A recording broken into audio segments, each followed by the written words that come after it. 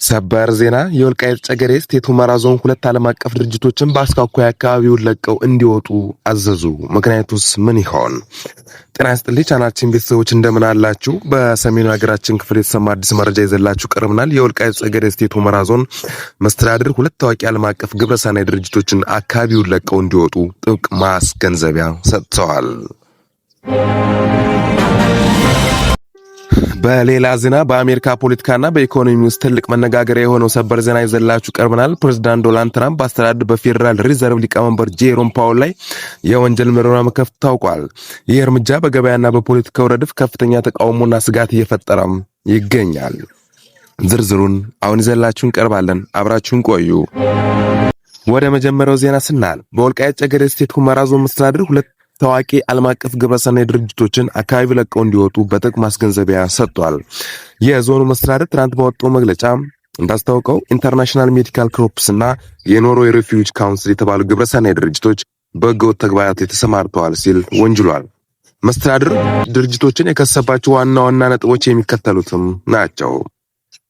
በፕሪቶሪያው ስምምነት መጣስ ድርጅቶች በሚያካሂዳቸው ስልጠናዎች፣ ስብሰባዎች የኢትዮጵያ ህግና መንግስትን የፈረመውን የፕሪቶሪያል የሰላም ስምምነት የሚቃረኑ ስራዎች ነው ሲልም አውግዟል። በፖለቲካዊ ወገንተኝነት ድርጅቶቹ ሰብአዊ ድጋፍ ከተቋቋሙበት ዓላማ ውጭ በመውጣት አካባቢውን በምዕራብ ትግራይ ብለው በመጥራትና ነዋሪው ማህበረሰብ እንዳፈናቃይ አድርገው በመምሳል በፖለቲካ ወገንተኝነት አሳይተዋል ሲልም ኮንነዋል። ህገወጥ የሰዎች ዝውውር በመግለጫው ላይ በልዩ ሁኔታ የተጠቀሰው ይህ ድርጅት ጉዳዩን ባለፈው መስከረም 29 ቀን 2018 ዓ.ም በዳንሻ ከተማ አንድ ድርጅት ተሽከርካሪ በቁጥጥር ስር በዋለበት ወቅት በውሃ ታንከር ውስጥ 3 ሰዎች በህገወጥ መንገድ ደብቆ ሲያጓይዝም ተገኝቷል። የዞኑ መስተዳድር ድርጅቱ አካሄዳቸውን እንዲያስተካክሉ በተደጋጋሚ ቢመክርም ሊታረሙ ባለመቻላቸው ከአሁን በኋላ አካባቢውን በመንቀሳቀስ እንደማይችሉ በአስቸኳይ ለቀው እንዲወጡም አሳስበዋል።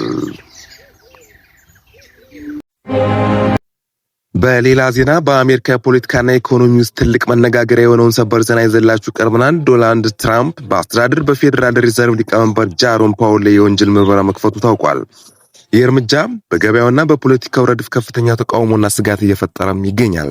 እንደ ሮይተርስና ሌሎች የዜና ምንጮች ዘገባ ከሆነ የአሜሪካ ፍትህ ሚኒስተር በጄሮም ፓውል ላይ ወንጀል ምርመራ የጀመረው በፌዴራል ሪዘርቭ ህንፃ እድሳት ወቅት ለኮንግረስ ሐሰተኛ ምስክርነት ሰጥተዋል በሚል ክስ ነው። ሆኖም ግን ጄሮም ፓውል ትናንት በወጡት እጅግ አስገራሚ የቪዲዮ መግለጫ ይህ ክስ የውሸት ምክንያት ወይም ፐርቴክስ መሆኑን ገልጸዋል። ፓውል እንደሚሉት ከሆነ ትራምፕ ይህን የወንጀል ክስ የጀመሩት በፌዴራል ሪዘርቭ የወለድ መጠን እንዲቀነስ ወይም ኢንተረስት ሬት ከት ለማስገደድ የባንኩን ነጻነት ለማጥፋት ነው። ክሱ ስለ ህንፃ እድሳት ሳይሆን በፌዴራል ሪዘርቭ በፖለቲካ ግፊት እንዲመራ ለማድረግ ነው ሲሉ ፓውል በድፍረትም ተናግረዋል። የሚገርመው ግን የትራምፕ የገዛ ፓርቲያቸውን ወይም ሪፐብሊካን አባላት ሳይቀሩ ይህንን እርምጃ እየተቃወሙት ነው።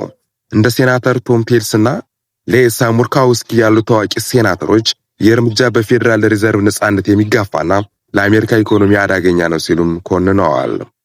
እንዲያውም ሴናተር ቴሊስ ይህ የህግ ምርመራ እልባት እስካላገኘ ድረስ ትራምፕ በፌዴራል ሪዘርቭ የሚያጩትን ማንኛውንም አይነት እንደማይቀበሉ ዝተዋል።